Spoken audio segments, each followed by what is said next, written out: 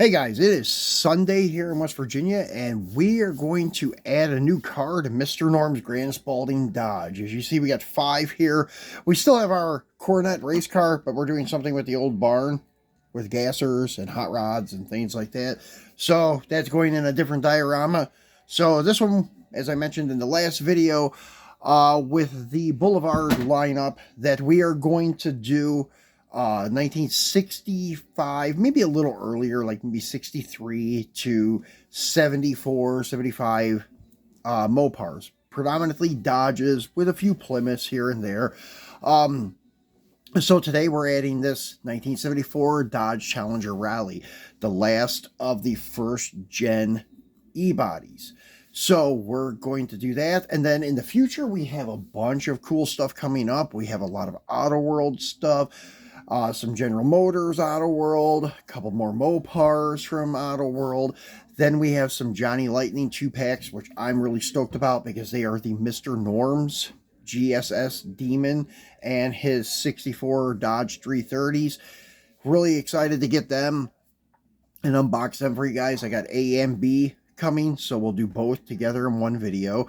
And then we also have some Hot Wheels RLC stuff coming up. Then we have maybe some green light stuff, some Matchbox stuff. So we have a whole lot of cool stuff coming up for you guys. So this car is going to be a permanent fixture to my collection. And anyways, we'll do the little rundown here on the side. So 1974 was the final year for the first generation Challenger, as I just mentioned. Before the introduction of the second gen in 1978, which I think was a Mitsubishi, which a lot of the compact Mopars are Mitsubishis, such as like the Plymouth Arrow, and then the Dodge Colt and such. They were all Mitsubishis. So then they say beginning in 1973 and carrying over into 1974, the mandatory 5-mile-per-hour bumper guards were fitted for to both the front and rear bumpers of the Challenger. So, pretty sweet looking car. Love the Magnums that Autoworld does, much more than their Rallies. As I mentioned before, the Mopar Rallies, they just look small, too small. I guess I'm used to seeing the Mopar Rallies in the green light. I think the ones on green light are a little better, in my opinion. But the Magnums are killer on Autoworld. They just look very good on the car and proportioned right. I think the diameter looks error correct, like the 14-inch Magnum 500. So let's get this guy off the card. First, I'll spin him around, show you what's in this lineup. The Modern Muscle Series, you have the 86 Dodge Conquest, which we did for you guys a while back, the red one, and then the 2021 Shelby, the 2010 Chevy Camaro Hearst Edition, which I do have coming up for you, the 67 Chevelle SS 396, the 74 Dodge Challenger, which is this one, and the 70 Chevy Impala Custom Coupe, which I have that one coming up for you guys too in the next week or so.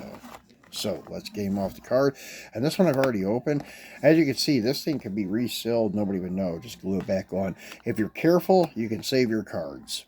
So we'll get him out, do a spin around, and take a look at him.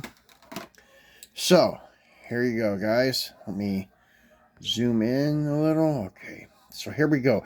You got those Rallye stripes on the side. And then you have the louvers on the front fender, which really look good on this car. I prefer the quarter louvers on the 71 RT, but this 73, 74 Rallies were not bad. Nice detail on the door handles, and then your quarter glass. The marker lights are there, so very nicely done.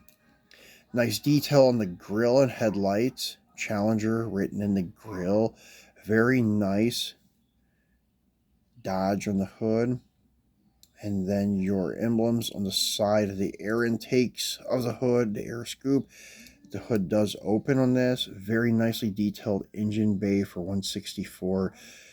They're correct blue with the orange air cleaner, the white overflow tank, your blacked out radiator. A lot of times they have radiator hoses, but this one doesn't seem to have it. That was another nice feature that I liked because it just added a lot of nice detail. And you have your front turn signal lights and the front valence panel. Nicely detailed chassis. rubber tires with the white letters, your fender trim and so forth. Nice detail on the rear tail panel. The tail lights, the graphite gray is correct. The backup light in the center tail lights, very sweet car. All the window trim is painted. The black vinyl top or matte black finish top. All the vinyl top trim is there. Very well done by Autoworld. Definitely worth the $6 or $7 you pay for these cars. So the only other thing they could use is maybe the Rallye mirrors. Would have been a nice touch. But they're starting to do that on their modern stuff. Hope to see them do it on the classics too with a rubberized mirror. Take it a tip from Mini GT on that one. So anyways, guys, that is your Challenger. And let's go ahead and zoom back out. And then we'll put him down here in our lineup. And move our dog over here. So that is it. We got a whole front line of E-bodies. We have more to come maybe in the coming weeks of the E-bodies, but soon we'll have some A-bodies coming up, which I'm excited about those. So guys, enjoy your Sunday, and I will be back next week with either an Autoworld or Johnny Lightning, whatever happens to get here first. Thanks for watching, and see you soon.